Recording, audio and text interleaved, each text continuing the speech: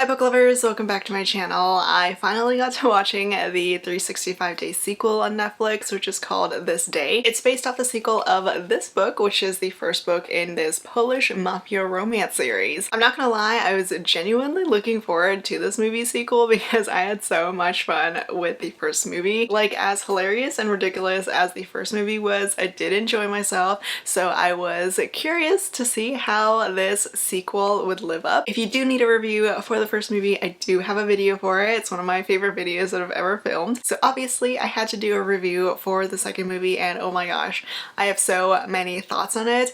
This movie took me on a wild journey. I can't say that I particularly liked this journey, but it did take me on a trip. So I watched the movie on Netflix, and I also kind of tried to read the second book, but I literally couldn't put myself through it. So as self-care, I barely just flipped through the chapters to see how things would line up with the movie. So I'm just gonna share my review, my thoughts on the This Day movie and also book, and there will 100% be spoilers for the first movie and even for the second one, because I mean, that's what you're here for, right? You want to know what happens, what crazy shit goes down in this sequel. From what I remember of the first movie, I mean, I didn't rewatch it or anything, but I did remember at the end of the movie, Laura and Massimo, they end up together. Massimo is of course part of the Italian mafia, but Laura gets in an accident at the end of the movie, and we don't really know if she survives or not, but I mean, obviously she does. But the first movie ends on that cliffhanger with Laura's accident, and we don't know if she survived. And then This Day opens up with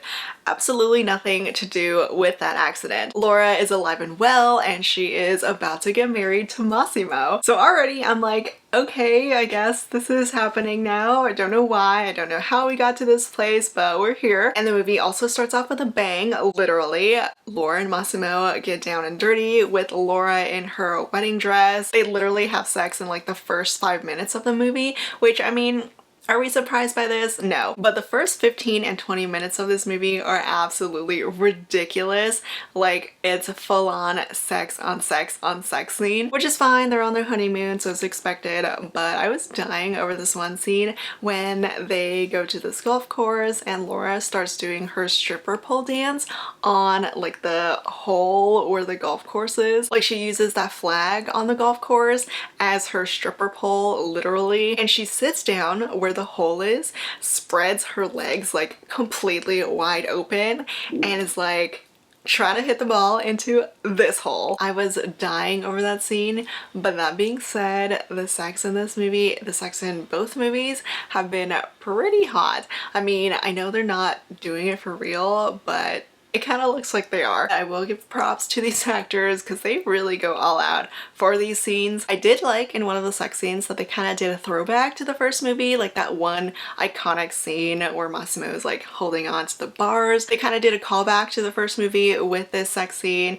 but of course without the other woman sucking him off. Also, let's hope that this video doesn't get demonetized. These movies are very hot, and I mean, I'm pretty sure it's the main reason why so many people watch them. But Laura does finally talk about the accident that happened at the end of the first movie, and she tells her best friend that she had a miscarriage because of the accident, but she hasn't told Massimo yet. She never even told him that she got pregnant and she lost the baby, and the whole baby thing never comes up again in this movie. So it was kind of a random plotline that went absolutely nowhere, kind of like the rest of the movie. But while I was watching this one, it really gave off those daytime soap operas. This movie, the sequel, is dramatic to the max. There's so much crazy drama, and if you thought the whole baby and accident thing was big, there's more. So back to the romance. Laura and Massimo are married now, they're on their honeymoon, and there's not much of a plot here. There's just a little bit of tension going on between them because Massimo is kind of controlling. Massimo doesn't really like Laura to be outside of their house, to go out and have fun, because that's all she ever does. But he doesn't like her going out for safety protection reasons, because he's part of the mafia and there are people who try to kill him and who would try to kill her to get to him. Sometimes it seems like Laura forgets that she's married to a mafia man, because she kind of just tries to live her life as normally as possible and it's not possible anymore. So that's like the main tension between them for half of the movie, and honestly it's kind of boring. The only thing interesting going on so far has been the sex. Also, a side note, the production value for this movie has been incredible. Like, they go to these gorgeous venues, they take these wide beautiful naturey shots, they keep driving expensive cars, like there's a Ferrari, there's a Corvette, like they really rented out some expensive cars for this movie. I'm kind of wondering where they got the money for this, because I would love for them to give tips to passion flicks, because I want to see more romance adaptations like this but on better books. Okay, back to the movie. We're getting a lot of montage scenes for some reason, like 50-60% of this movie I want to say is just montage shots. Like, there's a bunch of shots of the main characters doing stuff, but they're not actually talking. There's no dialogue going on. It's all with some background music, and I'm assuming it's because the script isn't the best and they had to add so much stuff, so much filler to the movie to make this like an hour and a half, because these actors barely talk in this movie. And I don't remember this being the same case as the first one, though I could be wrong and just forgot all the montages. But yeah, there was a ridiculous amount of them. I mean, it got to a point where I noticed them, and I don't really, you know, critique movies or anything. I just watch them for enjoyment. But there's just so many unnecessary scenes where the girls go shopping, the girls go walking around town, they're driving their expensive cars, they have dinners. It was just the most unnecessary stuff. Finally though, we do get into the meatier part of this movie because a new guy shows up. His name is Nacho, which I'm not gonna lie, I don't really see as the sexiest name ever. We get quite a few slow-mo shots of him, so already you can tell that he's gonna be some important kind of character. I mean, there's a reason why this gardener has to be young and hot, ripped, tattooed, he's got a Spanish accent, and he never actually does any gardening. It was just unfortunate his name was Nacho, because all I could think about was either the food or Nacho Libre. So this dude shows up and he just starts talking to Laura, and I guess there's kind of an attraction between them, which is kind of awkward because she's married. But again, there's some tension going on between our married couple right now because of how overprotective Massimo is. There's also another plot line that's kind of just inserted into the story with Laura's best friend having a romance with one of Massimo's henchmen. We see them getting kinky with food, as if Laura and Massimo's own kinky life isn't enough. But those characters in the romance, we only get the bare bones of it, so we never actually get to get invested in them. And then finally we get to see Laura and Massimo being intimate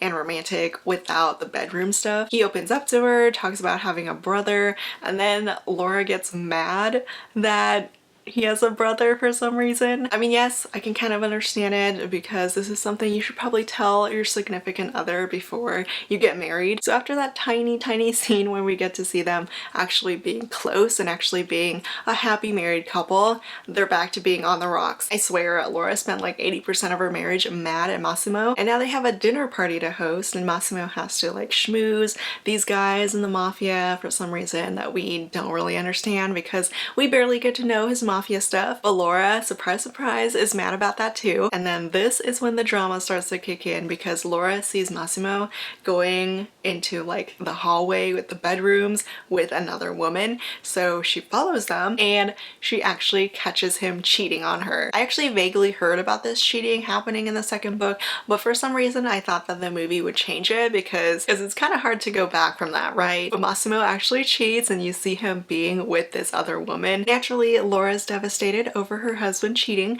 and she starts to run away, and Nacho, of all guys, randomly shows up. He shows up in his car and is her getaway. He takes her to his house, which is a really nice place. Like, he is doing well for a gardener. But then it turns out it's just that his dad's rich. And this is when Laura and Nacho's friendship slash romance starts to develop, which I honestly still wasn't sold on. It was just such a strange choice to introduce this completely new character to make him the other man in the middle of a series. So we barely get any time with him and we barely understand why they even start to fall for each other. I mean, he falls for her more just because she's still in love with Massimo, but I genuinely could not see why he fell for her so hard. Oh, and there was the most awkward scene ever where Laura had a sex dream with Nacho. It was the most cringy thing I'd ever seen. He's all up close to the camera and he says, "Make love with me," and then the camera turns into being from Laura's point of view and looking up into Nacho doing you. It was the most awkward thing ever because you're just staring up into Nacho, and I was like, please stop this. And anytime they do spend time together, like they go out to the beach, they go jet skiing, it's always in some montage with some background music and no dialogue. And then we finally discover that it wasn't actually Massimo cheating.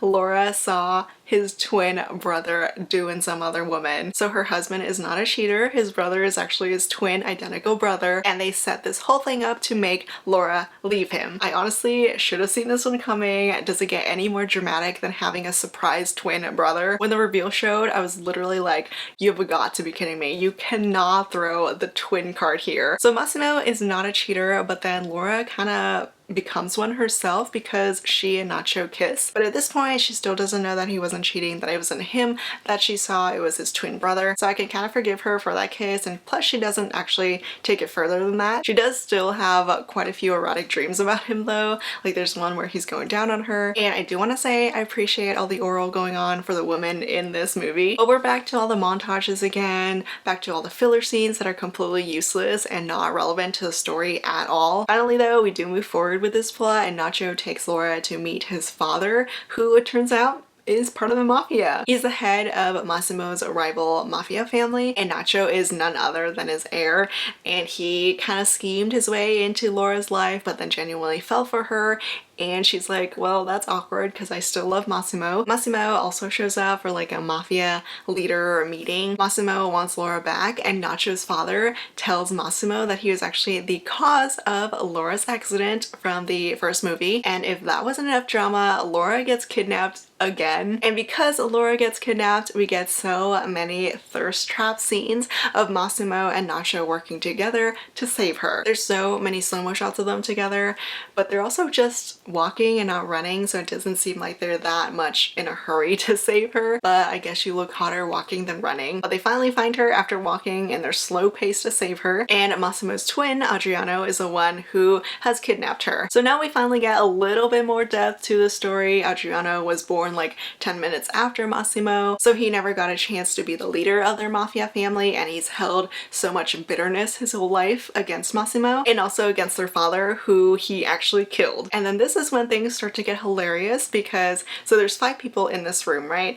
There's Massimo, Nacho, Laura, who's being held by Massimo's brother, his twin, Adriano, and also Anna, who was the woman that Massimo's brother was having sex with and made Laura believe that he was cheating on her with that woman. And they're all holding guns against each other until Anna shoots Laura, Nacho shoots Anna, and Massimo shoots his twin. And then right before Massimo's twin dies, he tells him about Laura's lost baby, and I legit have no idea how he knew that. Like, how did Adriano know she was pregnant? How did he know that she lost the baby? He wasn't working with Nacho's family, his mafia family. He was working for his own reasons with Anna, so I don't know how he knew about the lost baby. Was he there? Did he see her bleed out? Also, how did Laura even survive the accident? We still don't know. It was a miracle, I guess, because we never find out the reason. So back to the scene, there are 3 people who have been shot, and Massimo and Nacho are legit just having a stare down as if there aren't 2 dead bodies, and the woman that they both love isn't bleeding out. Nacho finally does give up, he leaves, and Massimo goes to Laura. He takes her in his arms and shakes her really hard, and I'm like, I don't think you should be doing that to a bleeding woman who's been shot. And also, that's how the movie ends. Laura cannot catch a break with these endings. She always ends up getting hurt, but I'm sure another miracle will happen and we'll see her totally fine at the beginning of the 3rd movie. After I finished watching the movie, I tried to read the book, but I really just couldn't do it. I forgot how atrocious the writing was, but the only differences from the movie that I could find was that Massimo and Laura, they don't get married at the beginning of the book. She is still pregnant. Nacho doesn't actually show up until towards the end of the book, and Nacho kidnaps kidnaps Laura instead of Laura running away with him, and she kind of falls for him. And I don't know if I missed it, but I didn't find any physical cheating in the second book. And at the end, Laura is shot like in the movie, and Massimo has to choose between saving her or their baby. Long story short though, this movie was a total mess. I sadly didn't like it as much as the first movie. It just wasn't as fun. There was just so much dumb drama going on that I could not handle. And also, we sadly never got another "Are you lost, baby girl?"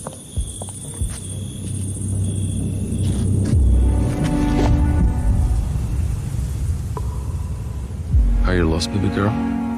It was so iconic, and we sadly didn't get it here. If I had to rate it, I'd probably give it like a 1.5, and that 0.5 is just for the sex scenes and for the pretty scenery. If you did end up watching though, let me know your thoughts. I'm curious to see if people liked it more or less than the first one. Do I recommend watching it for shits and giggles? Sure. Definitely do not watch it with your parents though. As always, thank you so much for watching, and I will see you all next time. Bye!